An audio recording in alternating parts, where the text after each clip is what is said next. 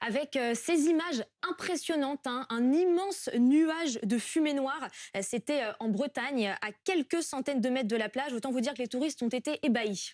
Une quinzaine, une vingtaine même de départs de feu ont été signalés dans le Morbihan principalement, notamment à Saint-Philibert et la Trinité-sur-Mer, quasi simultanément, attisés par un vent très fort et toujours une sécheresse. Baptiste Mouget, Jérémy Leclanche.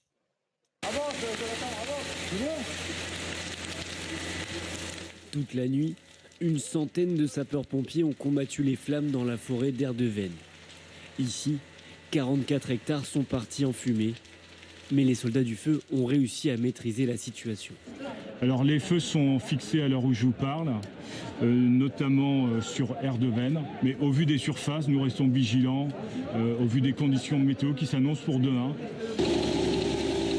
Une dizaine de kilomètres plus loin, à Locaux-Almendon, des agriculteurs, sous les directives des pompiers, mettent à profit leurs machines pour tenter d'arrêter l'incendie.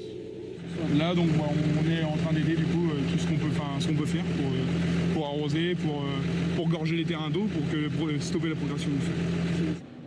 Samedi après-midi, dans le Morbihan, plus d'une dizaine de départs de feu sont recensés, favorisés par des conditions météo difficiles.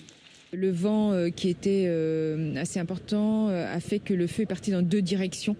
Une direction plus vers le bourg, mais sans atteindre le bourg, et puis une direction plus vers Belz, ce qui a compliqué la tâche en fait pour les pompiers. Plusieurs centaines de personnes ont dû être évacuées. Pour l'instant, aucune victime ni aucun blessé n'est à déplorer. Bonjour Éric Brocardi. Bonjour. Porte-parole de la Fédération nationale des sapeurs-pompiers de France. Une vingtaine de feux déclenchés quasi simultanément en Bretagne.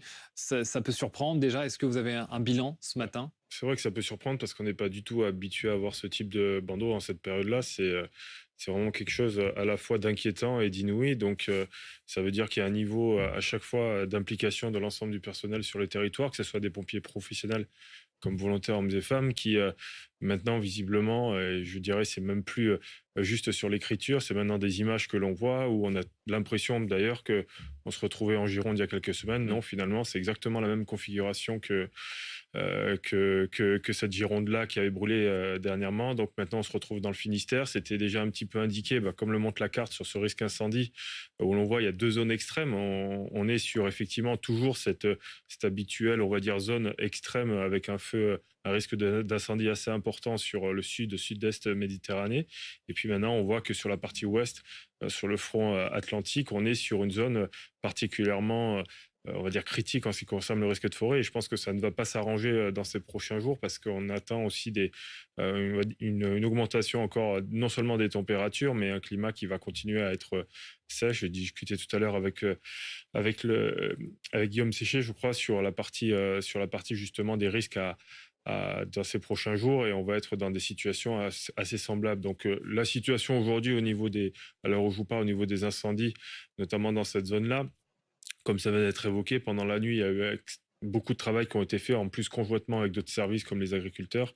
On est sur des feux qui sont aujourd'hui fixés sur l'ensemble de cette zone-là. Donc globalement, c'était plus de 400 sapeurs-pompiers engagés, 117 engins, une activité assez importante, puisqu'on rappelle aussi qu'il y a une activité saisonnière et touristique sur cette zone-là qui est extrêmement importante avec des campings.